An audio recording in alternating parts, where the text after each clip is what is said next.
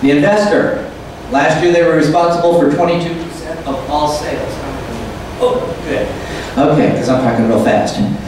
Responsible for 22% for all sales last year. Home ownership is declining. Ladies and gentlemen, in 2004, we had our highest peak of ownership at 69.4%. Today, we have dropped down to 66.1%.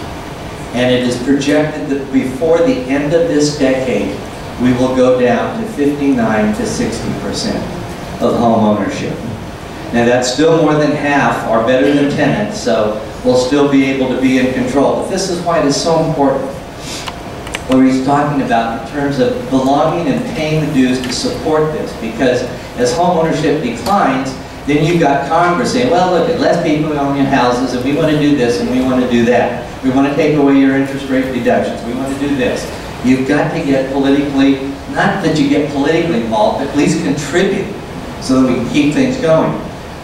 Okay, but this is for the investor. And for you young people, you might be afraid of investors, but you need to start working with investors because they can make you grow.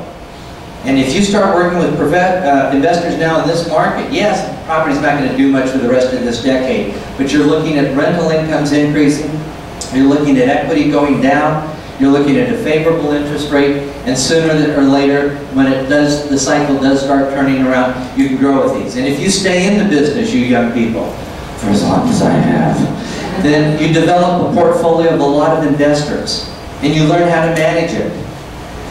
And you take care of them. And they'll spread the word, you'll get more investment property, and then you can have management fees and other things.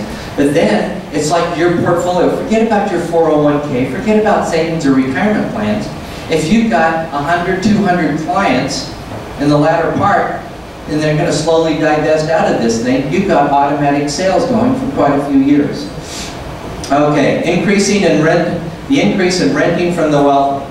The wealthy are not wanting to tie up capital in this market either, not with the big price declines in the upper end. And so they're going into the rental market. Nothing to be renting for $8,000, $9,000, $10,000 a month. Demographics, they are very strong for rentals. They were not in the first half of this year, they are now. In this chart, 25 to 34-year-olds living with their parents, 14%. 5.5 million people have moved back in with their parents during this economic downturn. It's another reason you should sell and get a one-bedroom condo. Okay? But they can't live with you either. You're not no jewel to live with. Okay? They're going to start making their move out. And they're going to move into the rental market. On the right side, owners versus renters. This is a unique thing because renters are going to be growing at the point of 1.3% annually. So we're going to see not only is the foreclosures causing rentals and short sales causing rentals, but the demographics of this age group is higher than it ever has been before in the last 5 years, I should say. So they're coming into the marketplace. Demographics are strong. Loss of wealth from parents. You see, with the equity decline in the marketplace, the parents don't have the money to give the kids a down payment, especially if we're going to be going at 20% down. So they don't have it, and that's going to force more people to be in the rental market. But this younger generation is different than us in a lot of ways. Why work? No, just kidding. The new tenants want more flexibility.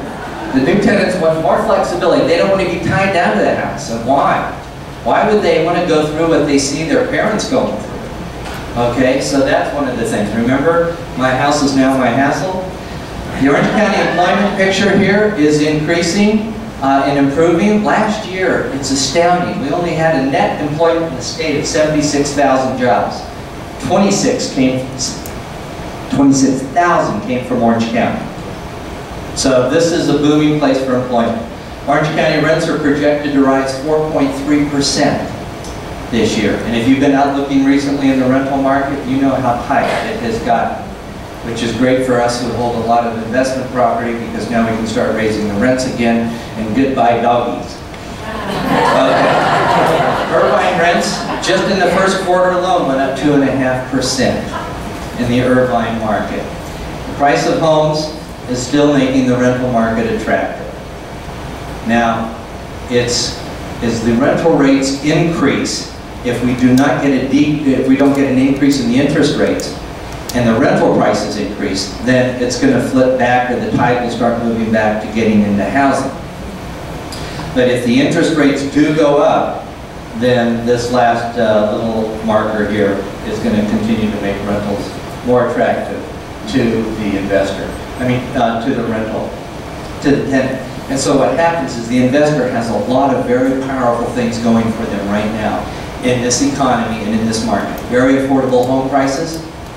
They can rent these things out and break even or positive cash flow, even if it's less after tax, taking the after tax applications, and they're probably at positive cash flow in this marketplace.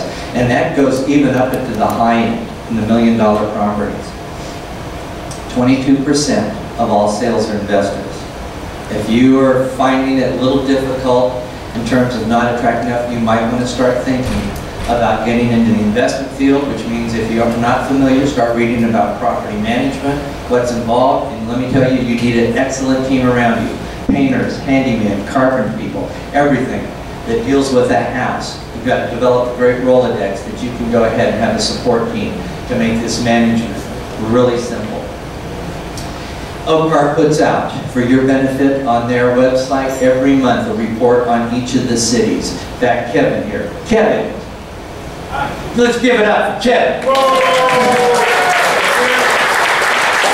Kevin goes through the MLS and then gives you this report. So if you need up to the date for your listing presentations and things like that, go to the OCAR website and download the OCAR housing report. And it'll tell you what are the distressed properties and everything that you need to know. That's it. We're out of here. Thank you very much. Bye.